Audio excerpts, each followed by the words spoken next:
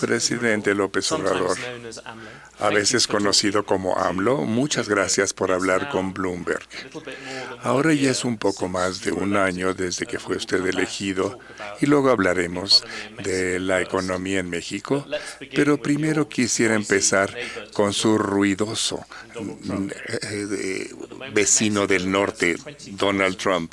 Sabemos que ahora México tiene 20,000 efectivos de la Guardia Nacional y que también ha tomado 20,000 buscadores de asilo que han venido a México, que deberían estar en Estados Unidos, y el secretario Pompeyo dice, necesita México hacer más. Cuando ustedes ven a Estados Unidos, ¿lo ven como un aliado o lo ven como un golpeador? Es un aliado. Nosotros no apostamos a la política de la fuerza, al autoritarismo.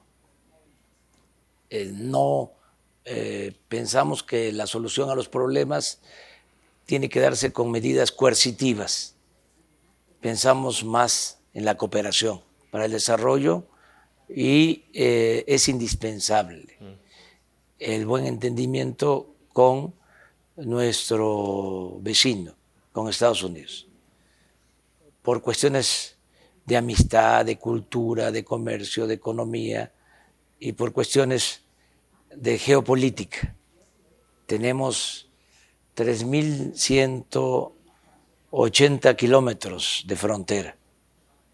Si fuésemos un país europeo o de Sudamérica, a lo mejor podríamos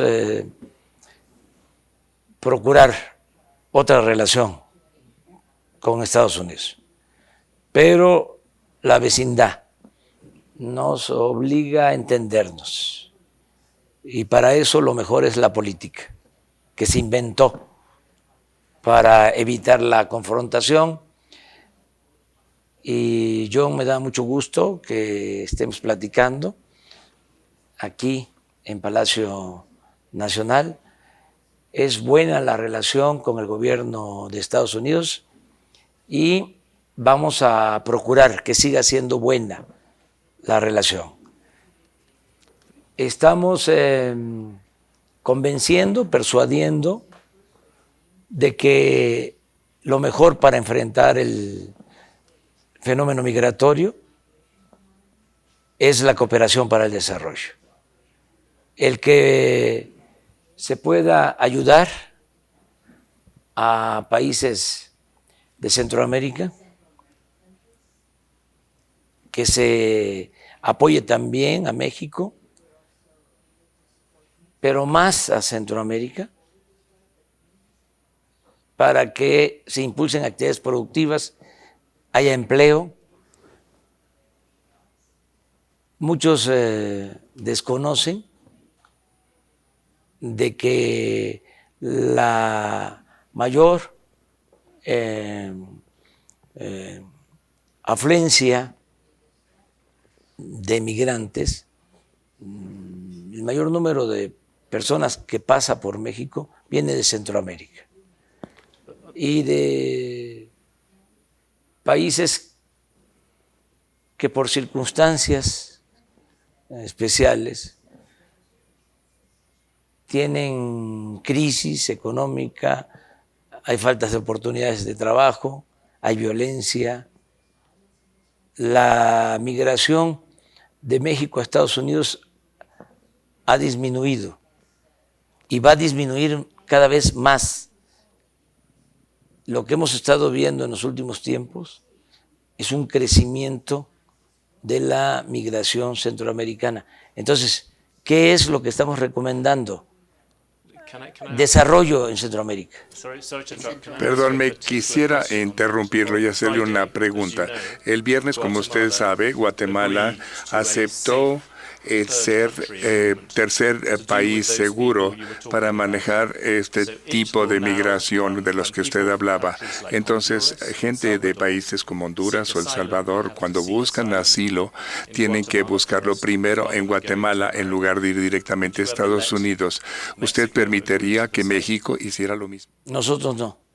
hemos aceptado esa propuesta del llamado tercer país seguro. Nosotros no podríamos comprometernos a eso. Nosotros estamos aplicando un programa de disminución del número de migrantes con un cuidado a los que ingresan, teniendo más vigilancia de conformidad con nuestra legislación, cuidando los derechos humanos de los migrantes. No es lo mismo tener un refugio de migrantes en el sur que en el norte. En el sur de México hay menos violación de derechos humanos. En el norte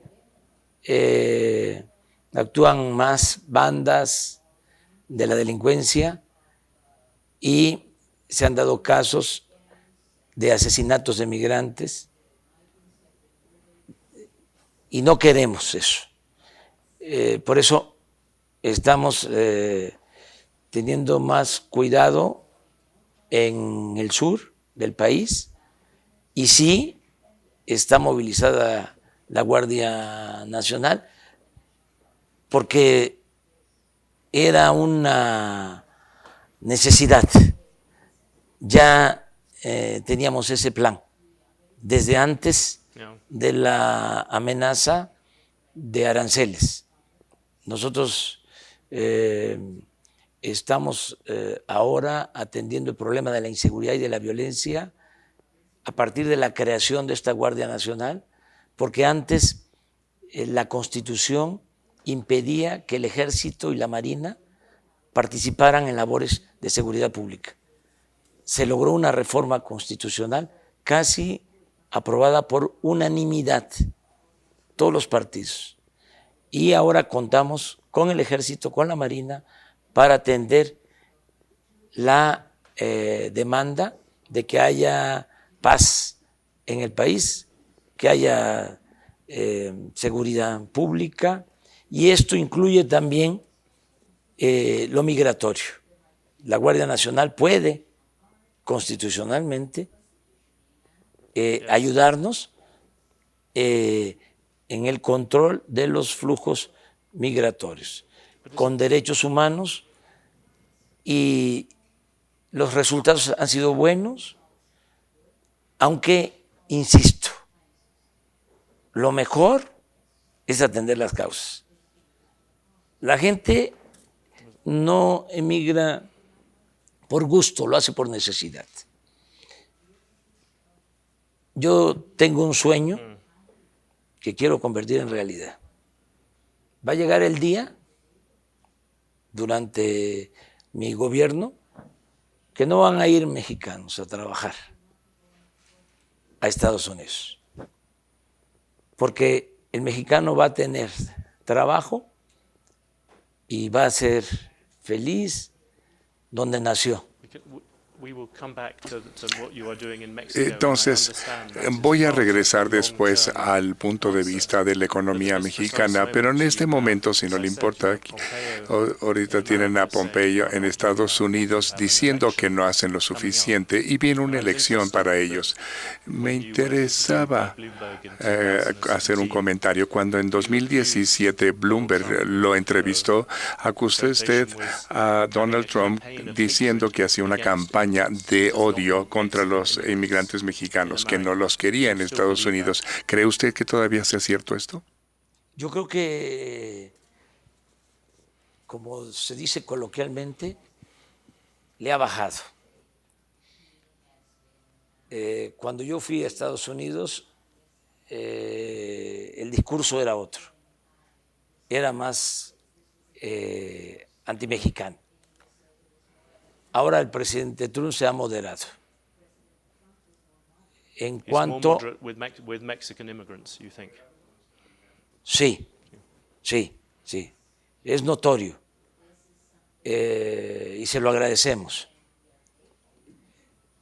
A pesar de que se vive en Estados Unidos, lo digo de manera muy respetuosa, en un proceso electoral. También de manera respetuosa, sería conveniente que se resolviera lo de los 4 años, con la posibilidad de la reelección. Porque llega un presidente en Estados Unidos y trabaja 2 años y ya pasada esa fecha, pasado ese tiempo, empieza a pensar en la reelección. Y ya empieza lo electoral, empieza la campaña. Eso es lo que ahora está sucediendo. También lo digo de manera muy respetuosa, nosotros tenemos 6 años sin reelección y nos funciona bien el estar nada más 6 años, o sea, no reelección y un periodo un poco más amplio.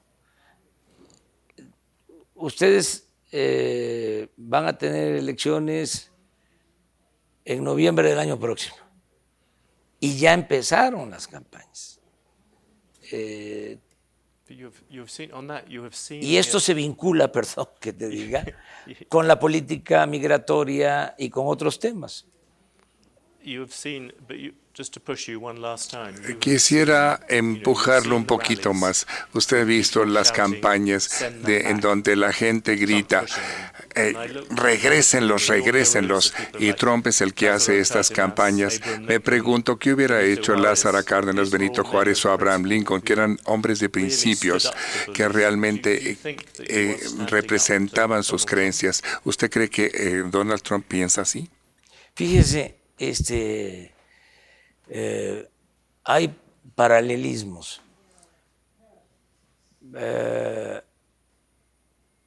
Cuando Abraham Lincoln era presidente en Estados Unidos, en México estaba gobernando Benito Juárez, el mejor presidente que ha habido en la historia de nuestro país.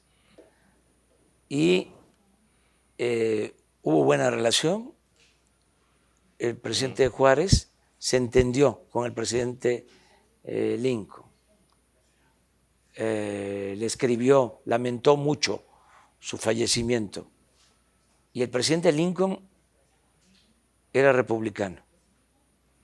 Yes, a very different Republican. Sí, sí, pero republicano. El presidente Roosevelt se entendió muy bien con el presidente Cárdenas. El presidente Roosevelt, sí, demócrata. El presidente Cárdenas, extraordinario. El presidente Roosevelt, un titán de las libertades. Partidario de la buena vecindad. A pesar de que por las circunstancias el presidente Cárdenas tuvo que nacionalizar el petróleo, hubo respeto de parte del presidente Franklin Delano Roosevelt. Ahora, guardadas las proporciones, aunque el presidente Trump sea republicano, y yo tengo una postura política progresista de dimensión social, nacionalista. Pienso que podemos entenderlo. Nos hemos entendido, aceptando de que debe de haber respeto mutuo. Y hasta ahora no nos hemos faltado el respeto. Hemos conversado 3, 4 veces por teléfono y nos hemos entendido. Lo más complicado fue esto último de la amenaza de aranceles y se llegó a un acuerdo. Se acaba de hacer una evaluación del acuerdo A los 45 días vino el señor Pompeo, se reunió con el secretario de Relaciones Exteriores de México y mostraron su satisfacción porque estamos cumpliendo. Nosotros tenemos muy buena amistad también con dirigentes, legisladores del Partido Demócrata. Acabamos de recibir a dirigentes del Partido Demócrata. Les agradecemos mucho a los dirigentes de los dos partidos, a los empresarios estadounidenses, porque le tienen respeto, afecto y han estado manifestando su interés de mantener las relaciones económicas y comerciales con Estados Unidos.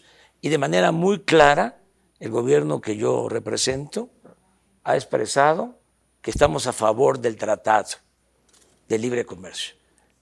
Ya nosotros ratificamos el tratado casi por unanimidad en el Congreso, en nuestro país. Y ahora depende del Congreso de Estados Unidos. Pero consideramos que nos ayuda mucho el tratado a Estados Unidos y a México. Si me permite, quisiera hablar de la economía mexicana. Usted está funcionando muy bien como presidente, tiene 70% de aprobación, pero a fin de cuentas mucho depende de la economía. Y usted esperaba que la economía creciera 4%, y esta semana hay preocupaciones porque incluso puede llegar a la recesión. No, vamos bien. Estamos bien y de buenas. No está creciendo la economía como quisiéramos, pero tampoco hay riesgos de recesión. Y tenemos otros indicadores que demuestran que está bien la economía. Por ejemplo, el peso se ha fortalecido. Es la moneda que más se ha fortalecido en el mundo con relación al dólar. That is true. You can see it on Bloomberg. Sí, claro. En Bloomberg se ve todos los días el comportamiento del peso y de todas las monedas del mundo. O sea, ustedes son una agencia de noticias especializada, seria. Yo consulto a Bloomberg. Me ocupo de asuntos políticos. No soy fanático de la economía. Creo que se exageró durante mucho tiempo cuando se elevó la economía a rango supremo y se subordinó todo lo demás. No creo en eso. Creo que es la política la que debe de coordinar los esfuerzos para el buen funcionamiento de la vida pública, la política, no la economía. Entonces, hay indicadores como inflación. O sea, es más baja la inflación ahora que el año pasado. Algo que es muy importante, los salarios. Este año el salario mínimo aumentó 16%. No había sucedido esto en 36 años. Y los que están inscritos en el Seguro Social están demostrando tener mejores salarios que en otros años. Este año el promedio del salario en el Seguro Social es, en términos nominales, de los más altos en 10 años. Entonces tenemos buenos indicadores, no recesión, nada que ver con lo que pasó en 1994-95. Ahí comenzó el gobierno de Zedillo con una caída de 6 puntos. Y Zedillo terminó bien su gobierno, incluso admirado por algunos como buen gobernante, como un presidente que manejó bien la economía y las finanzas. Entonces, vamos bien, vamos a procurar crecer al 4%. También preciso, hablé del 4% en promedio en el sexenio, no lograr el 4% en un año. Tiene que ser un proceso gradual. Para tener en promedio 4%, necesitamos crecer en el 24 al 6% para tener en promedio 4%. ¿Por qué 4%? Porque en el periodo que yo llamo neoliberal, y en el caso de México neoporfirista, porque esto ya se aplicó, no es nuevo, se aplicó durante 34 años en que gobernó Porfirio Díaz, cuando se hizo esta biblioteca y ese elevador. Ahora fueron 36 años de política neoliberal. Bueno, en los 36 años de la política neoliberal, crecimiento promedio 2. Nosotros decimos 4 en el sexenio. Y pueden decir los técnicos, ¿cómo pasar de 2 a 4 en México? Es que antes del periodo neoliberal, durante 50 años, antes de 1983, desde la revolución, desde los años 40 del siglo pasado hasta el 83, crecimos al 6% anual, 5 o 6% anual. Hubo un tiempo de crecimiento del 6% sin devaluación, sin inflación. El milagro mexicano en economía. Eso es lo que queremos ahora. Puede tener un milagro mexicano con las tasas de interés a 8.25%. Yo sé que usted ha sido muy bueno en no interferir en Banxico, en el Banco Central, pero con unas tasas de 8.25% es mucho más alta que cualquier otro país. Es mucho más difícil. ¿Creen que las tasas de interés son un problema para crecer? Son demasiado altas. Sí, pero mire, soy respetuoso de la autonomía del Banco de México. Me gustaría que el Banco de México, pero una cosa es lo deseable y otra cosa es lo posible. Me gustaría que el Banco de México no solo se ocupara del control de la inflación, que pensara también en el crecimiento, el equilibrio.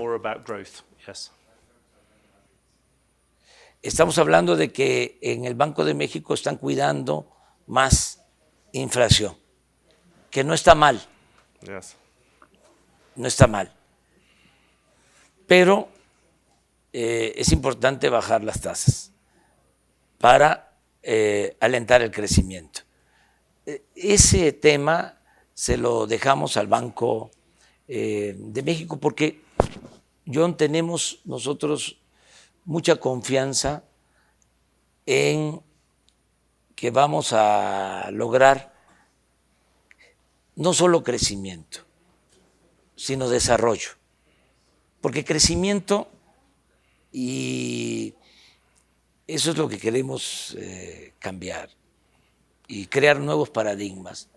Crecimiento es hacer riqueza, pero no necesariamente distribuir riqueza. Desarrollo es crecer y distribuir la riqueza. Entonces, nuestro gobierno lo que está haciendo ahora mejor es la distribución del ingreso. Entonces, aunque el crecimiento sea escaso, poco, hay una mejor distribución de la riqueza. Es decir, hay más bienestar. Cuando la gente de la izquierda tienden a gastar dinero, más dinero, usted ha seguido la política de austeridad. Por el contrario, algunos de sus críticos dicen que si quieren distribuir la riqueza, el gobierno tiene que pagar más y que a usted le importa más el excedente dentro de su presupuesto. Y por eso es que la economía no ha crecido. Usted ha acortado demasiado los gastos del gobierno. Es que ese es el nuevo paradigma. O sea, estoy escribiendo un libro que se va a llamar La economía moral. El principal problema de México es la corrupción. Ese era el principal problema.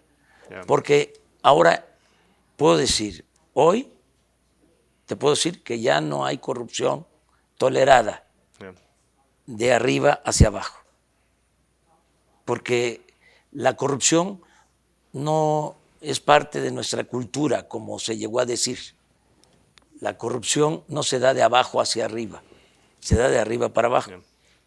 No hay un negocio jugoso, un acto de corrupción que no lleve el visto bueno del presidente.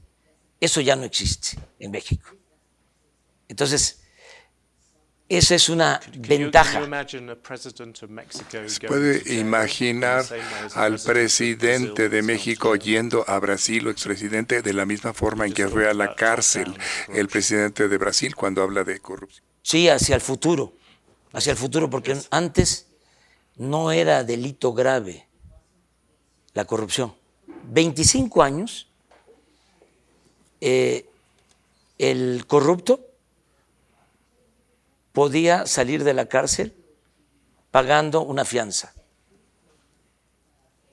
En el gobierno de Salinas de Gortari, 1994, modificó el Código Penal para que no fuese delito grave la corrupción. Y así se mantuvo hasta ahora que hicimos una reforma y ya es delito grave la corrupción. Pero no solo eso. Pero que habrá cargos contra Peña Nieto y si hubiera cargos, ¿se iría a la cárcel? ¿Cómo? Sí, pero legalmente sería muy complicado. Porque desde hace 150 años, desde la segunda Constitución Federal, en la primera Constitución Federal, 1824, se establecía de que se podía castigar al presidente por corrupción. En la Constitución de 1857 se establece que solo por traición a la patria. Eso mismo continúa en la Constitución de 1917 y se mantiene hasta nuestros días. Hay impunidad constitucional. Cuando te digo de que el principal problema de México es la corrupción, es porque todo el andamiaje jurídico estaba hecho para permitir la corrupción. Entonces, ahora he enviado una iniciativa de reforma constitucional para que el presidente de México pueda ser juzgado por todos los delitos, como cualquier ciudadano. Esos son los cambios que estamos llevando a cabo. También lo de la austeridad. En efecto, en la izquierda se piensa de que austeridad es despedir trabajadores. porque la política neoliberal, eso representó. En una ocasión, platicando con el líder laborista Corbyn, mi amigo Corbyn, me dice, ¿cómo hablas de austeridad? No entiendo. Porque la idea es de que austeridad significa ajustar gasto, corriendo, afectando a los trabajadores. La austeridad para nosotros los mexicanos se inspira en Juárez, que decía que el funcionario tenía que aprender a vivir en la justa medianía, sin lujos. Entonces, ¿qué pasaba en México? Se gastaba mucho en mantener al gobierno, porque empezando por los presidentes, el avión de el expresidente Peña Nieto, que se lo dejó comprado el expresidente Calderón, un avión de lujo, está ahora en venta en California, no lo tiene ni el presidente Trump, ese avión.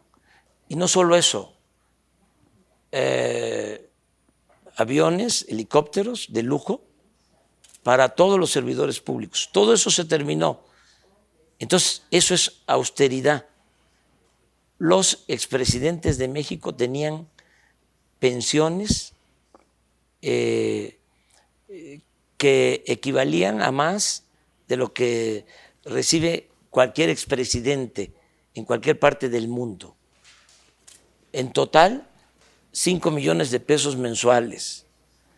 El presidente de México era cuidado por 8,000 elementos del Estado Mayor Presidencial, un cuerpo de élite.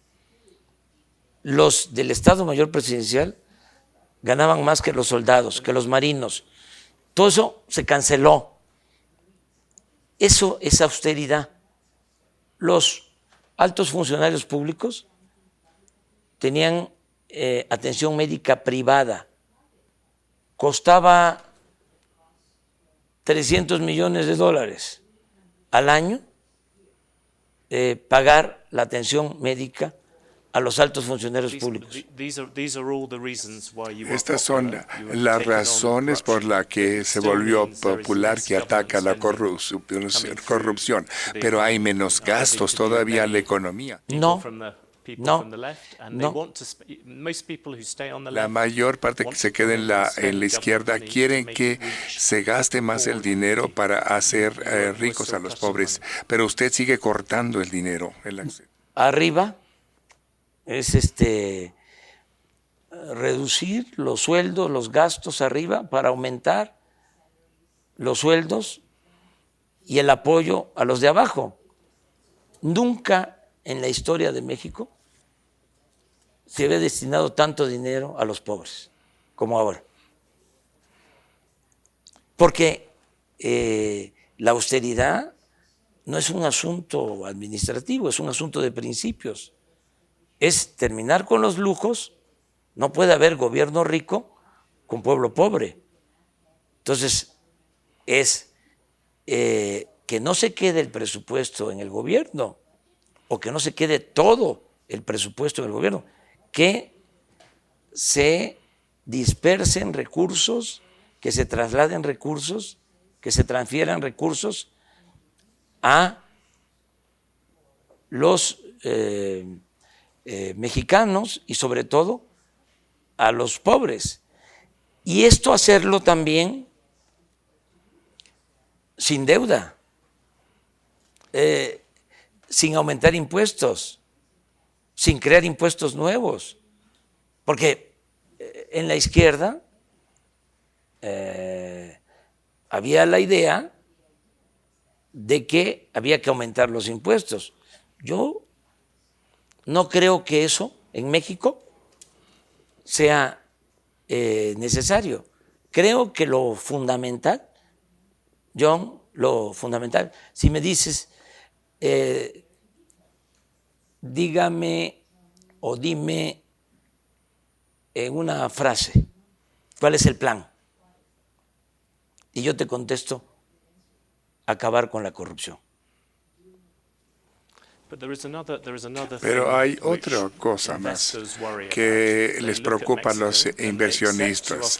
Ven, en México entienden y aceptan que está combatiendo la corrupción, que están manteniendo el peso fuerte, pero les preocupa acerca de las intervenciones que ha hecho usted, que son más de la izquierda. Para empezar, detuvo el crecimiento del aeropuerto, canceló también las subastas petroleras, otras conductos también de petroleros. ¿Qué les va a decir usted a los inversionistas extranjeros que ven esto? ¿Lo pueden confiar con usted en que no vaya a intervenir en la economía? Que no vamos a intervenir, que los contratos se están respetando, que no se va a cometer ningún abuso, que se respeta y se necesita la inversión extranjera, que el caso del aeropuerto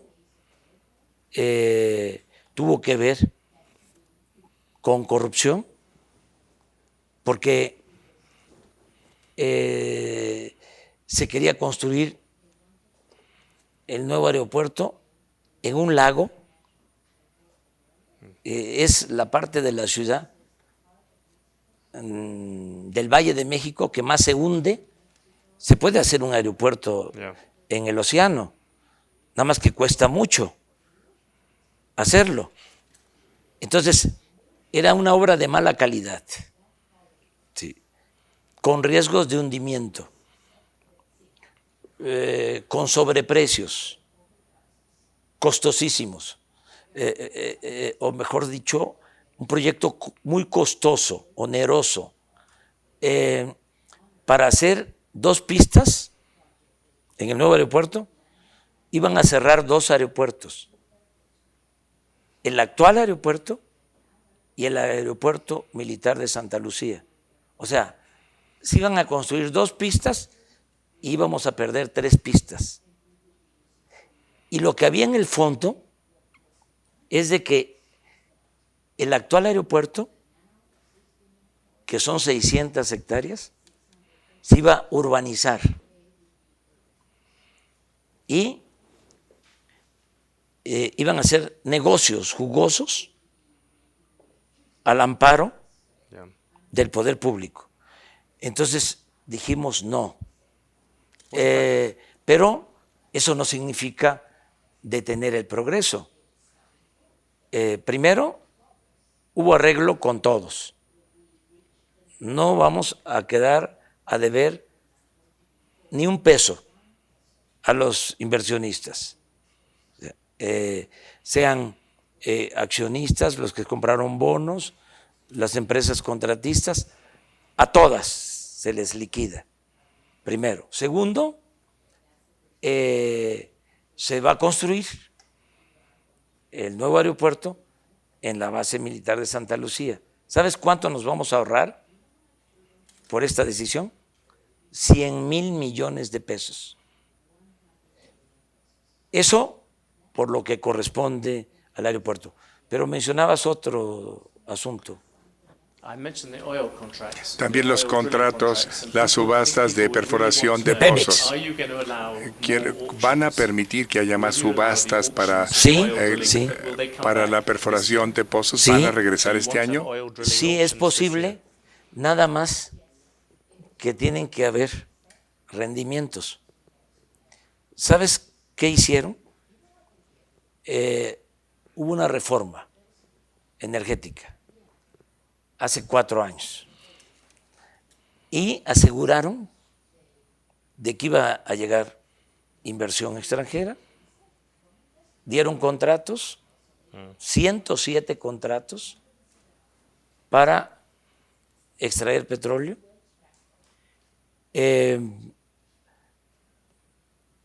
tenían proyectado, hablaron y dejaron escrito en los considerandos de las leyes de la reforma energética que para ahora íbamos a estar produciendo 3 millones de barriles diarios de petróleo. ¿Sabes cuánto se está produciendo después de que entregaron los contratos? 1.680.000 barriles diarios. De 3 que ofrecieron que íbamos a tener. Entregaron los contratos. ¿Cuántos barriles de petróleo se han extraído con los contratos hasta hoy? 10.000 barriles. Entonces, ¿qué les digo a los empresarios que tienen los contratos? Se van a respetar, no se cancelan, pero no podemos convocar a nuevas rondas, a entregar nuevos contratos si no hay resultados. Esto no es un asunto político, ideológico, es de juicio práctico.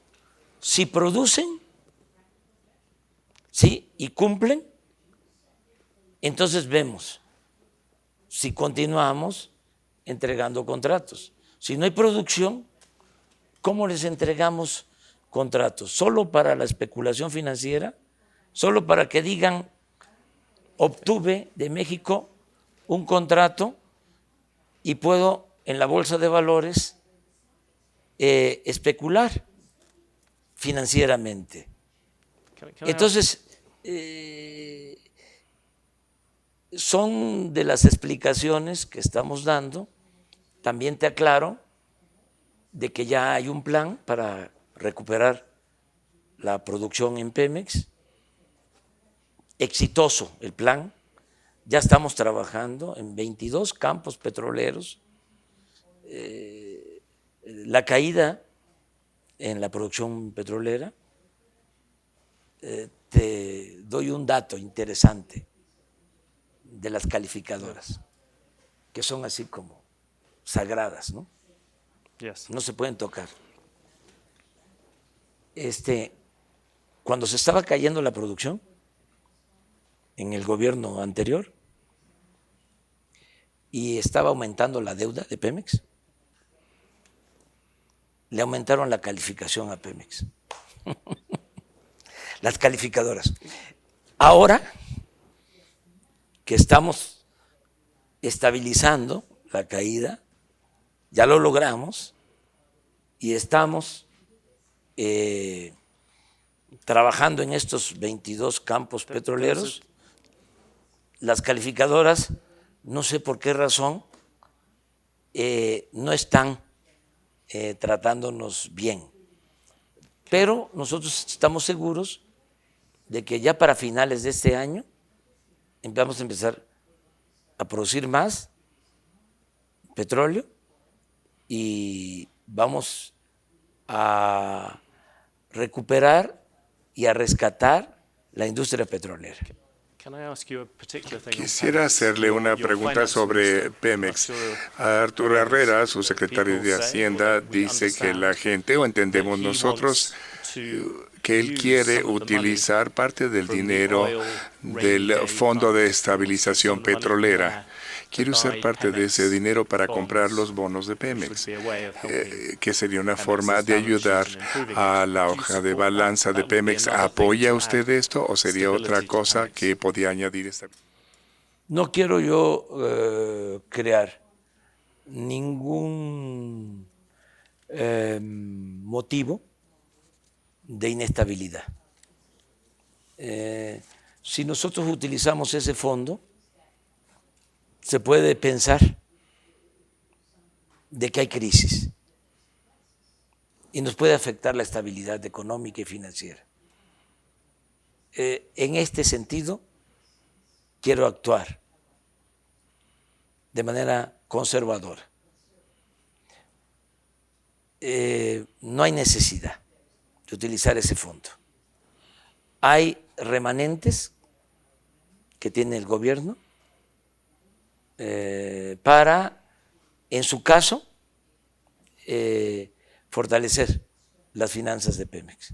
Y ya lo estamos haciendo.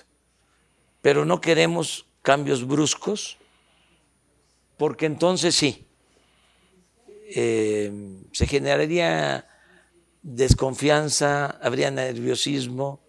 Ahora han tratado de crear un ambiente de incertidumbre, pero no lo han logrado. México sigue siendo un país muy atractivo para la inversión. Hay Estado de Derecho, que no había. Anteriormente era Estado de chueco, ahora es Estado de Derecho. Se respetan las leyes, no hay autoritarismo, el poder ejecutivo no es el poder de los poderes como era antes. Tú sabes, John, que el que mandaba en todo en México era el presidente, ahora no. A pesar de que es un régimen presidencialista, somos respetuosos de la autonomía del poder legislativo y del poder judicial. Eso no se había visto en México. Usted ha hablado del Estado de Derecho, pero si ve aquí la Ciudad de México, hay asesinatos y ha aumentado en 16% en la Ciudad de México. Yo sé que está usted hablando de las causas a largo plazo, pero a corto plazo, ¿qué va a hacer usted para cambiar esta tasa de criminalidad? ¿Cómo se cambia esto que, de acuerdo a muchos mexicanos, es el mayor problema que se tiene? Usted está atacando la corrupción, pero ¿qué va a hacer para tener más policías? ¿Cómo va a combatirse la seguridad? Bueno, ya lo estamos haciendo. Primero, atendiendo las causas. Yo no voy a dejar de insistir de que hay que atender los problemas que originan la violencia. El hombre no es malo por naturaleza, son las circunstancias. Si no hay crecimiento, si no hay empleo, si no hay bienestar, si se abandonan a los jóvenes, hay inseguridad y hay violencia, que es lo que pasó en México. Se desató la inseguridad y la violencia porque se abandonó el desarrollo. Entonces, ahora estamos atendiendo las causas. Pero no solo eso, te hablaba yo de la Guardia Nacional. No se podía tener más elementos para cuidar al pueblo porque estaba prohibido. Tienes la Secretaría de la Defensa Nacional, el Ejército, 230,000 elementos con disciplina, con profesionalismo, 65,000 marinos, igual, con disciplina, con profesionalismo, y no podían utilizarse para garantizar la seguridad de la gente. Estaban para la defensa nacional, para la seguridad del Estado, para la seguridad interior, pero no para la seguridad pública. Y en efecto, lo que más nos importa a nosotros es la seguridad pública. Entonces, se promovió este cambio constitucional y ahora elementos del Ejército, de la Marina, nos están ayudando para garantizar la seguridad pública. No teníamos elementos. El presidente contaba en realidad con 10,000 efectivos de la Policía Federal y te podían estar asaltando, robando, secuestrando enfrente de un cuartel militar y no podía el ejército participar. Entonces, esta reforma es muy importante. La creación de la Guardia Nacional va a significar más elementos, más presencia, más protección a los ciudadanos y un elemento importante. Todos los días atiendo el problema. Todos los días, de 6 a 7 de la mañana, de lunes a viernes, tengo reunión con el Gabinete de Seguridad.